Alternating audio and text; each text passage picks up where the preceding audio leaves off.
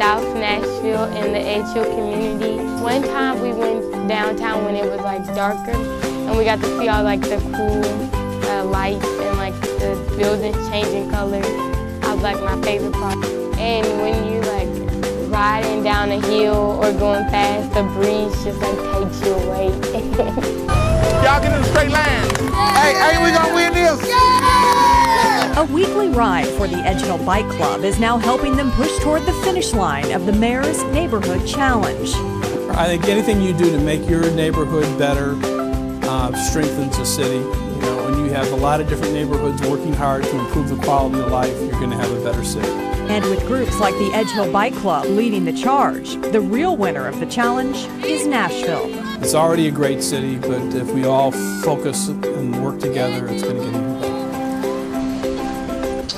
And so perspective and context and history play key roles in the way I plan my rides with the kids. We visit kibbutzim that were established by Holocaust survivors. We explore ruins of Palestinian villages, and we discuss how they became ruins. And we go through numerous remnants of Jewish settlements, Nabbatic settlements, Canaanite settlements, 3,000, 4,000, 5,000 years old. And through this tapestry, which is the history of this country, the kids acquire what is probably the most important value in education. And that is the understanding that life is complex. And there's no black and white. And by appreciating complexity, they become more tolerant.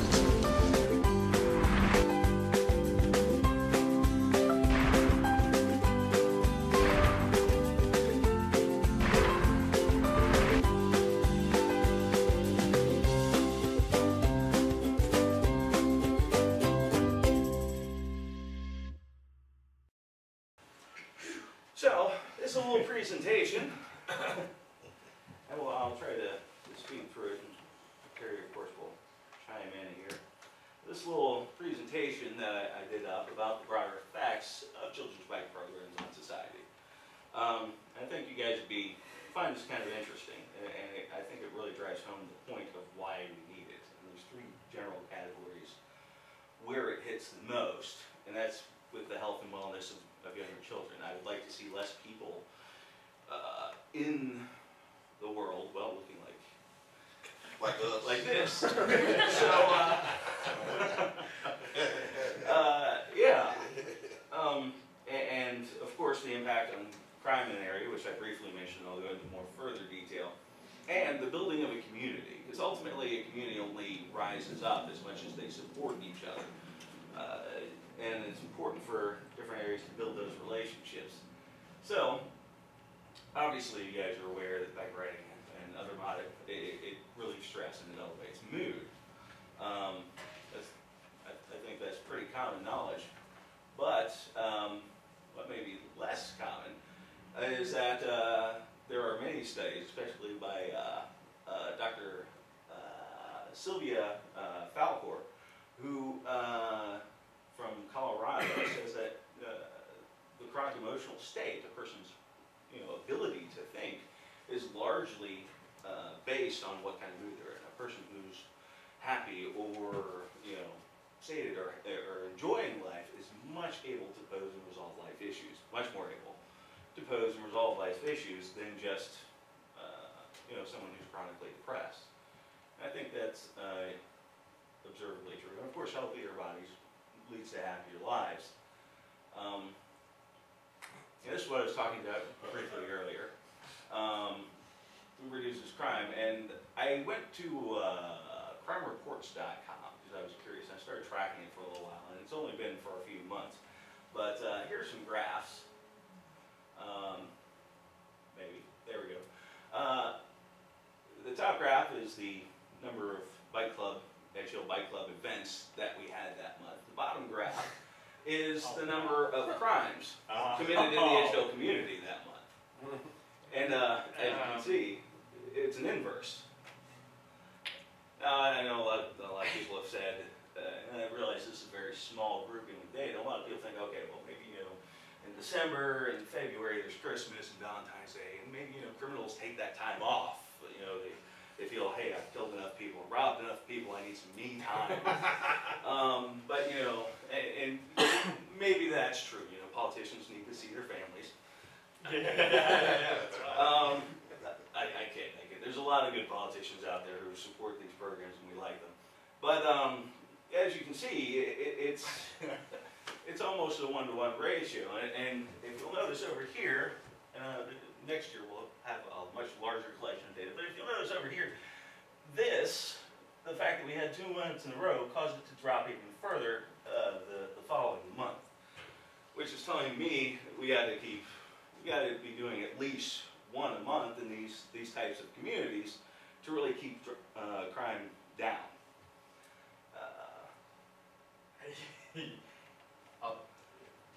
We'll definitely want you to go through the link between those 2 graphs at the end, Jerry. Go on. Okay, sure. We'll open up the questions in a little bit. Now, the thing that also I think helps build these generations with good habits is that they're getting involved in more community programs. Here's a photo. You may be aware of the Mayor's Field Day, where people come from all over the community. You can see the Edgehill Bike Club is very well represented there. But these guys get together and are more interested in participating in healthy activities simply because they're members of bike clubs. And you'll see a few represented in there. And in building communities, one thing I think that's sometimes overlooked is that the heads of bike clubs are in fact community leaders.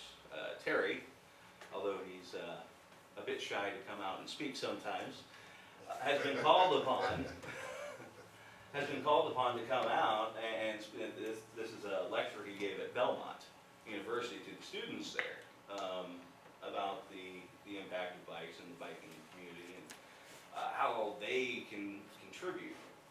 There's a surprising number of different colleges where these young people want to volunteer their time, they want to come out, they want to help build the community.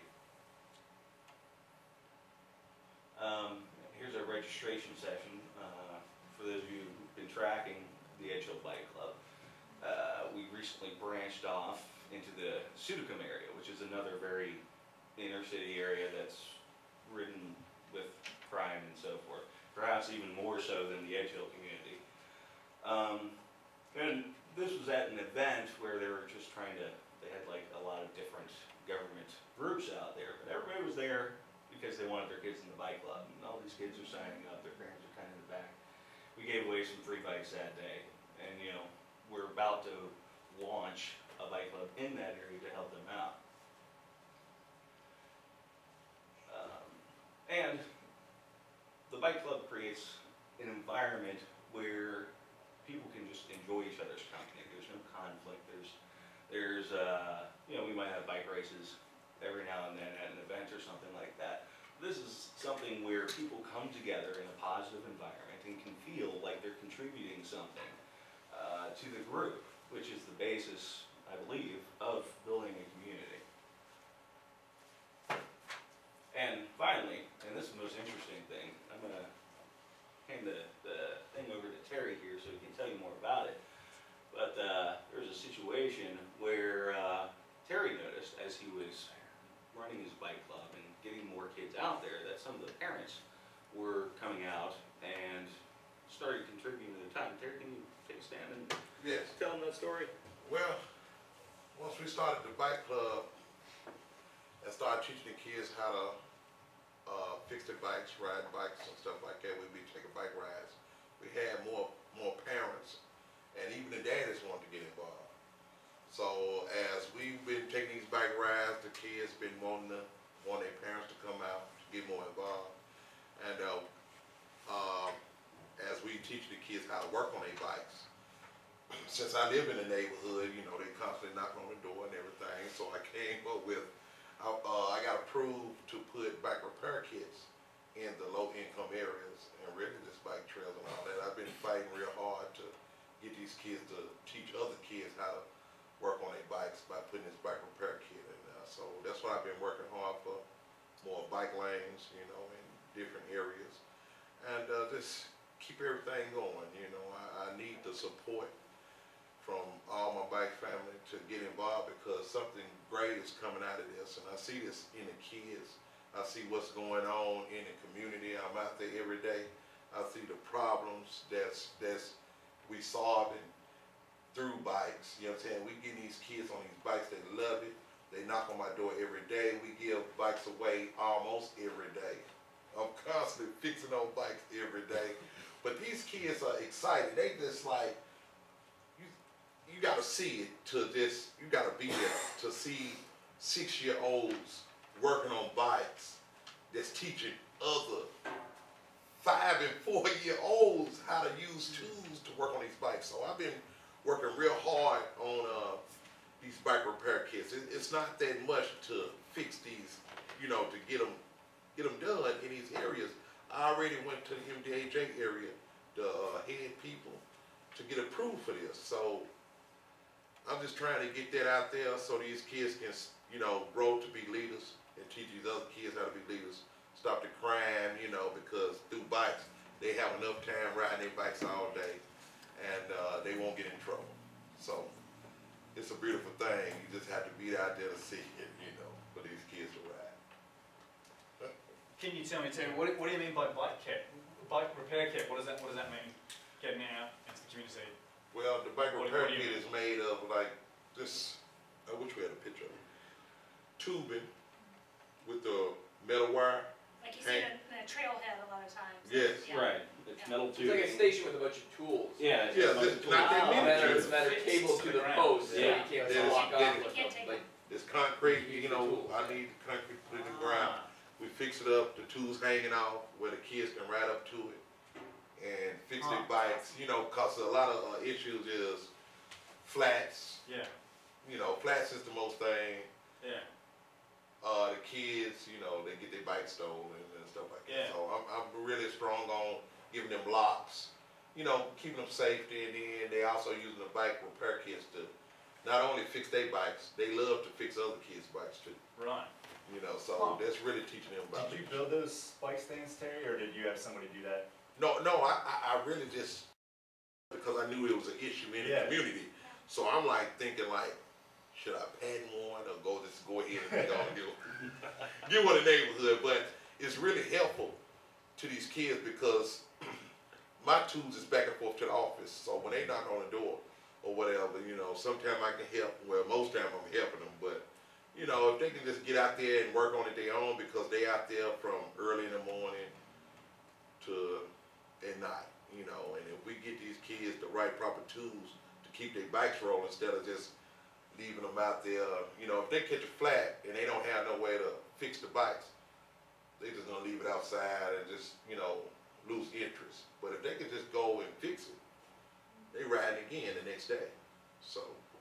How long have you had them out there now? Or you're all just No, I just got approved for it, so now I'm just trying to look for the funding to get them out there in each area. I would think local bike shops might be interested in helping fund that if they could put their name on each Yes. one, donated by. Put their logo on the bike repair kit. If I had the picture, it's Yeah, Eastside Cycles have got one, yeah? Yeah, they have a community bench out back. Yep. Yeah. Yeah. I think I know what you mean. Mhm. Huh.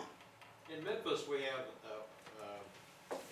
Revolutions, okay, it has the most similar program, and I've heard that they're really, what limits their capacity is the top level mechanics that can teach the others. You know, that finding that the people that really kind of can be the supervisors. Yes. Okay, is that where you run into capacity problems? I mean, how many? He's trying to get some sleep, I should think, is his capacity. Well, I mean, 5 a.m. Knocking on his door. 5 a.m. and 9 p.m. Yeah, I get excited, you know what I'm saying, on fixing the bikes, but you know, it's overwhelming. I know I can solve a problem. How many people you are there? Okay, I mean, we need 100 people like you in Memphis and Nashville. Okay, but it's great that we have these organizations, but I mean, is that really the key thing, is to finding the mechanics? It's not. I've heard that bike stores will help with the money. That's really the capacity thing, is finding the volunteers that will put the time in, that also have the skills. Yes. Okay. And, but do you agree with that? Yeah, I agree. Okay. I need all the help I can get, man. I'm out there in the neighborhood, I see it every day. And, but once we teach, well, really though, we have taught, say 10 kids how to work on these bikes. These kids. There's Adams right there.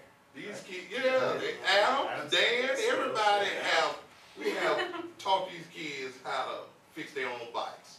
Then these kids is riding, they need more, you know, since they don't have their own tools, I just wanted to make a stationary kit where they can just ride up in the neighborhood, fix it themselves, and help other kids keep rolling as well. And that's really how he's been dealing with the capacity issue, is teaching the kids how to refurbish and maintain these bikes so they can do it themselves. And these kids are then going out and showing other kids how to do it as well.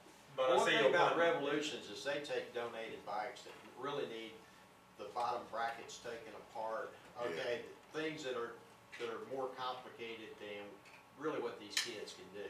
And then if you start taking the bottom brackets they can apart come down to the office and doing the heads, okay, that's We don't get a lot that are that. We don't get a lot that are that bad, and when we do, like I just got about 10 bikes donated this morning. That's ones that are that bad, we usually cannibalize.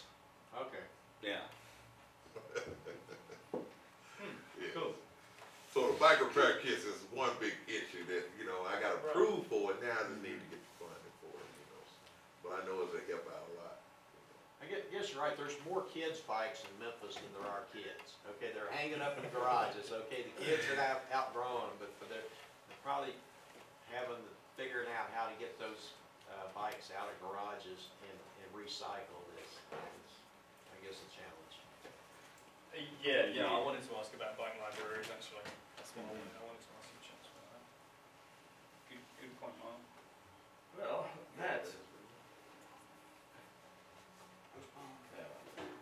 that brings us to the end of our presentation.